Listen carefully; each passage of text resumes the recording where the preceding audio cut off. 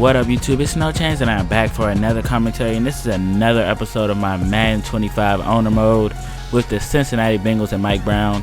In this episode, the top two teams in the AFC North will be facing off, and we will be facing off against the Baltimore Ravens, defending Super Bowl champions, currently 6-2 on the season. I believe that's what that said. And we're going to take a look at their stats. A great year so far for Ray Rice. 4 touchdowns, averages over 100 yards per game. So that is very, very nice for him. Torrey Smith also playing well. Jacoby Jones stepping into his new role as a starting wide receiver for the Ravens very nicely. Has almost 600 yards on the season. If you have been following this series, you guys know that the Bengals are 8-1 on the season. Last week we defeated the Miami Dolphins. And in the last video, I kind of went over some things that I thought were important for this series. And I'm going to piggyback off of that just for a second. I know I talked about it the whole entire video, but just for a second, I'm going to talk about that.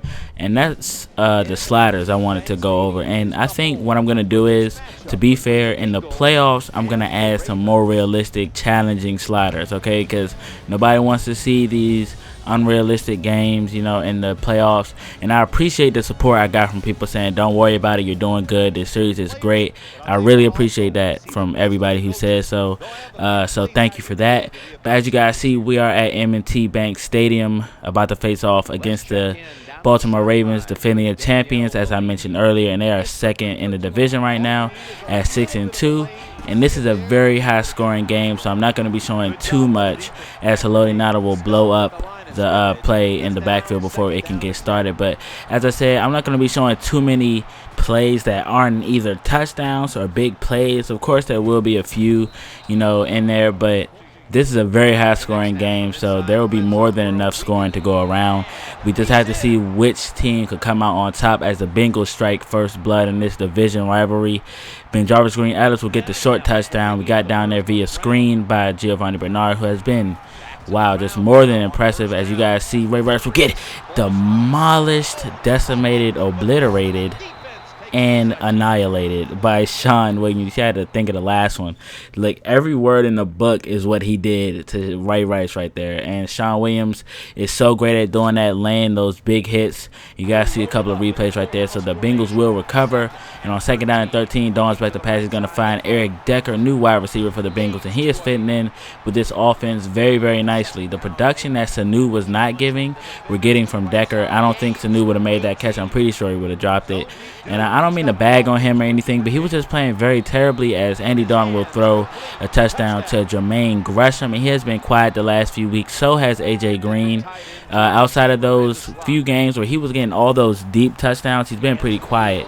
And as you guys see, Michael Johnson will get the sack right there. So they will be forced to punt after a 4th down and 13. But as far as Sanu goes, I'm not sure I want to keep him on my team. I mean, he's a good overall, but he does not catch well at all. But I might stick him somewhere in our lineup, but I'm not sure, though, because he just really disappointed me when he had to step up into that starter role when A.J. Green was down for the first 4 weeks. Although we did not lose a single game, his performance just was not adequate at all. So he will definitely move down the depth chart unless somehow he gets a lot better, as the Ravens will finally score. Ed Dixon gets the touchdown right there. So now the Bengals only lead by 14. And we're going to hand off to Giovanni Bernard, getting great blocking by Eric Decker. And he's going to take this one down to around the 10-yard line. And that will put him over 100 rushing yards on the day so far. And on 1st down and 10, Andy Dalton's going to scramble out of the pocket and get down to the 2-yard line, I think that is.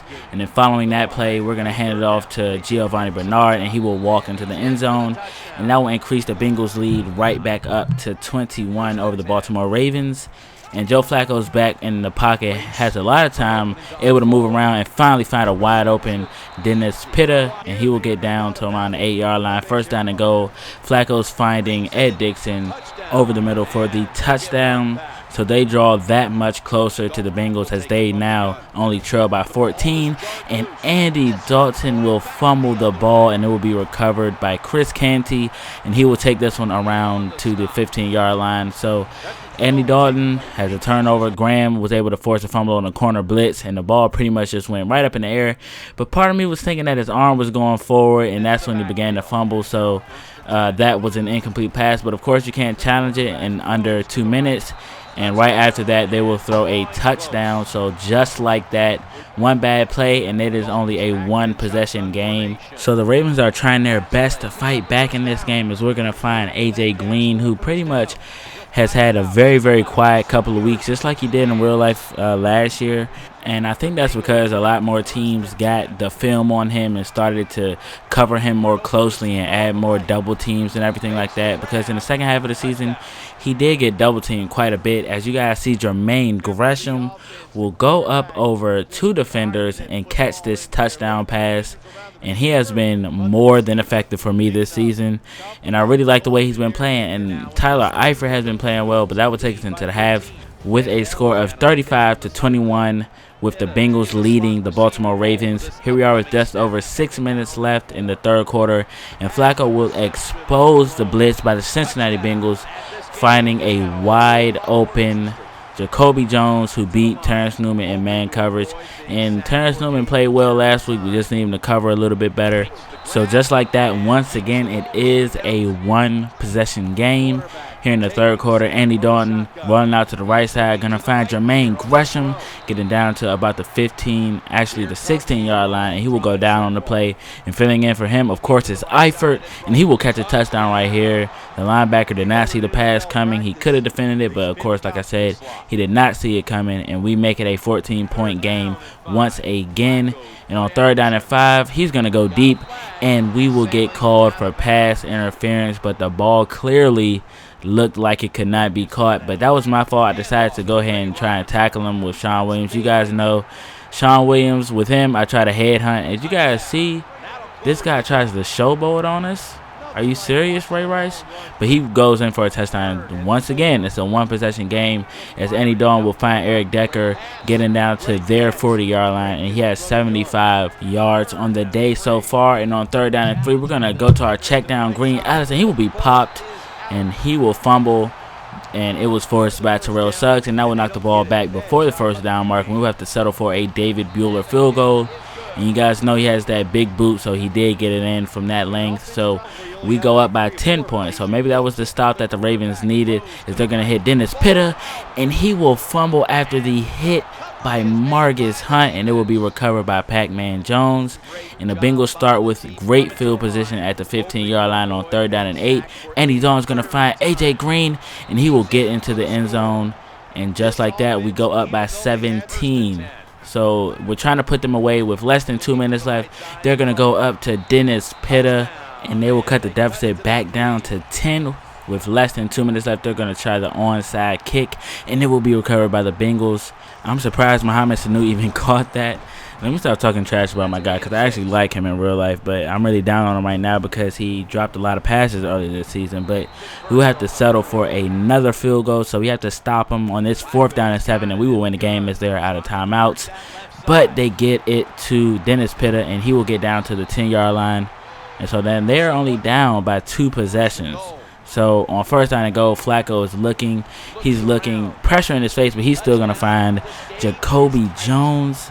So now they are only down by 6 points, and they will get the onside kickback. So with 26 seconds left, we have to stop them from scoring. So they're going to try a Hail Mary right here. This should not be hard to defend. They throw it up, and it will be caught by Reed. And pending the extra point, they will win this game. They get it, of course, and the Bengals lose just like that. We were up 21-0 on them, yet they still won the freaking game. Wow.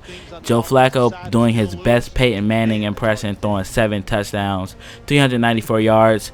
That is a heartbreaking loss for me. This is the game I was talking about in the last episode where I said it's like an arena score, 56-55. You know, these scores have to go down. I don't really like games like this. I want to have low-scoring, competitive games all throughout. And wow, that's not the way we want to start off our series with the Ravens. That is just absolutely terrible. Andy Dalton played tremendous, though. 16 for 19, 4 touchdowns, no interceptions. This was such a heartbreaking loss. We scored all those points only to lose. That's very heartbreaking. So the Bengals fall to 8-2 on the season. Very, very successful year still so far, even with these 2 losses. But I hope you guys enjoyed this episode, and I'll see you guys in the next